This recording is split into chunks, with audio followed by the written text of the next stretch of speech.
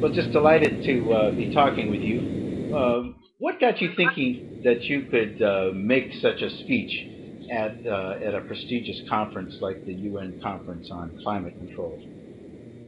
Well, at the UNFCCC, as we call it, there is a significant youth presence from all over the world. So we have hundreds of youth, actually a couple hundred, who are there in various different capacities.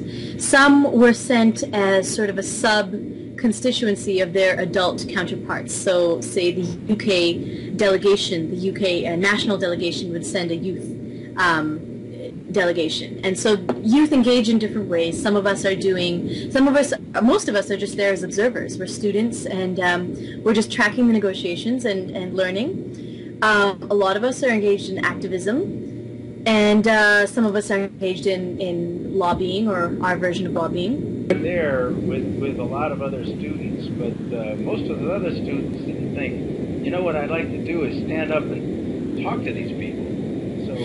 So how did you think you could do that, and how did you make that happen? Well, actually, it's easier than a lot of people think, because technically in the UN negotiations there is a defined space for what they call civil society, and civil society occupies a space between like anything that's outside of the governments, basically, and markets. So that's NGO groups and student groups, youth groups. Just different bodies of people that are represented. So there are major groups of civil society, like women and trade unions and business owners, and youth happens to be one of those. And so inbuilt into the UN process is a space for civil society to speak out. And so at various points in the negotiations, youth had the opportunity to give what they call interventions, which are basically 2-minute speeches on different thematic topics of the negotiations. And it's basically this sort of token slot where youth are meant to give their perspective. There are these intervention points you're talking about, but you got into a high level one, you were saying. Yeah. What does that mean, high level? The high-level segment happens when countries send their environment ministers or other ministers and or heads of state even. So it's a bit of a higher level crowd that you're speaking to, and it's sort of the final statement. So it's not really based on a specific theme. It's an overall statement from your constituency. So I was really summing up the youth position, and it was more of a values-based speech, whereas the previous interventions had been more policy-based. Most people would believe there'd be incredible obstacles, but in effect there was a path, and you chose to go down it and ended up at that podium. Yes, exactly. So we had actually a core group of 5 people drafting the speech. And so we wrote that speech over the course of a week, because we knew that this intervention was coming up, but we didn't know who would be delivering it. And then we found out who was delivering it just the day before. And so I had that day to sort of hone it, try to memorize it as much as I could. And I didn't have time to do that, actually, because we were so busy. The conference was wrapping up and crazy things were happening. So it was really kind of winging it. Well, most people would believe that if a young person got a chance to be able to address such a prestigious organization, that a young person would be timid or deferential.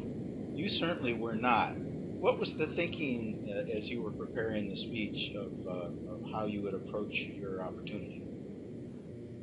So that speech was really representing a youth movement and a collective dissatisfaction with the state of things and with our politics. And it even had echoes of anti-capitalism in it. And although that doesn't represent everyone's views, there was definitely a thread of that.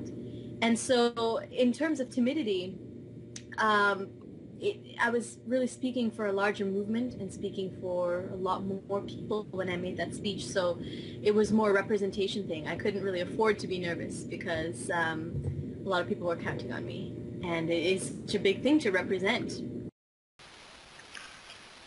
Let me play a brief clip of what the presiding officer had to say at the Thank conclusion you, of your Ms. speech? Appadurai, who was speaking on behalf of half of the world's population, I think she said at the beginning. And on a purely personal note, I wonder why we let not speak half of the world's population first in this conference, but only last. So the comment that the chair made was very significant and groundbreaking, and even if he didn't really mean it, we're going to hold him through. We're going to hold him to that answer. So we'll be there, and we'll be making sure that he meant what he said at this year's conference. When's the next conference? The next climate conference will be this November, December in Doha, Qatar. And that's going to be a really interesting conference just because of the political situation. Well, let's hope youth participation in this forum can be increased and made more meaningful. That's my aim, really. And we just want this process to be more transparent and more ambitious and equitable. So the youth are going to be there working really hard to make sure that that's what happens.